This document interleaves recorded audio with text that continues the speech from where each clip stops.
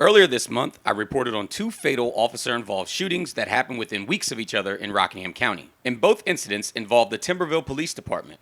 In both of those cases, officers say the suspects were armed, and in the first case, the officer was attacked with and sustained serious injuries from a sword that the suspect allegedly attacked him with. Other local departments have used deadly force against suspects as well. But there is one police department here in the Shenandoah Valley that has not once, in at least the last 34 years, even shot a suspect, even though they have had guns pointed at them and been shot at. And that police department is the Waynesboro Police Department. Just 2 days after the second officer-involved shooting in Timberville, we covered a report out of Waynesboro that a suspect had fired shots at Waynesboro police officers shortly after midnight on July 9th of 2019, after a police officer recognized the man as a fugitive and tried to apprehend him.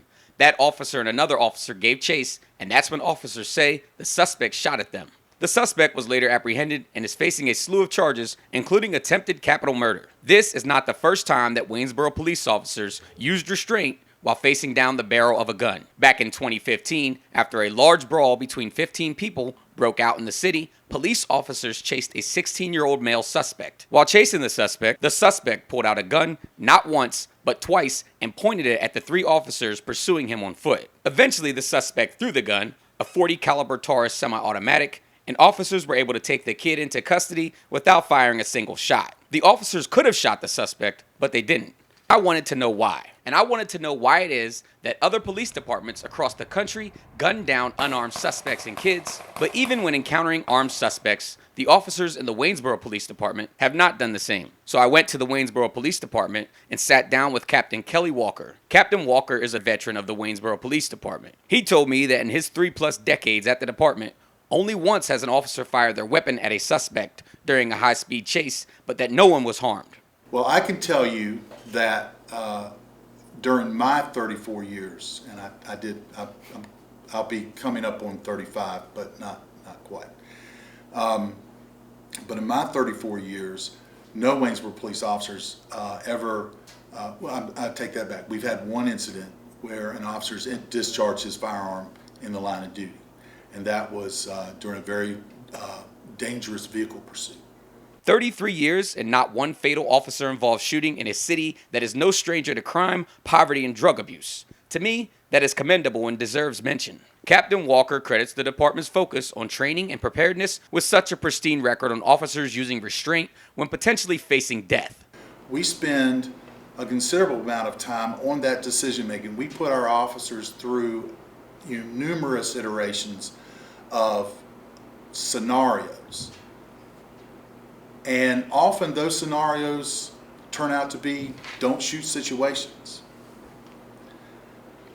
And so that's how we build that basis of reflex to a particular situation, is by building that not only muscle memory, but just backlog of information. And I've been in this scenario, or this is a similar scenario to something I've seen in training.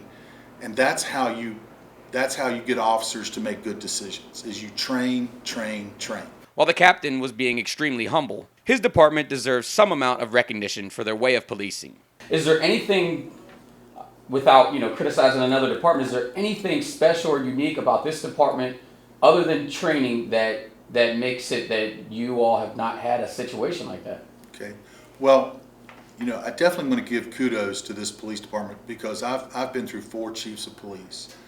I serve on the staff of the current chief, and throughout my tenure here and prior to my tenure here, the culture in the Waynesboro Police Department has been about serving the community. And that's not to say that other police departments don't have that same culture, because they do. And the incidents that you're describing, they could happen here tomorrow. They could happen here, 5 minutes after we're finished with this interview. But that isn't what police departments set out to do. We have to remember that police respond to the actions of others, and we have to be given a wide parameter of responses in order to protect ourselves and in order to protect the public that we're sworn to protect.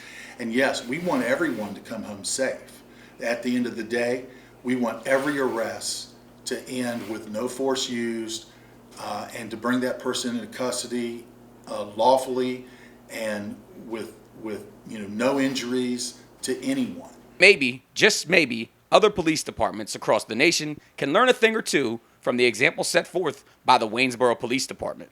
In Waynesboro, Theodore Whitelow, Breaking Through News.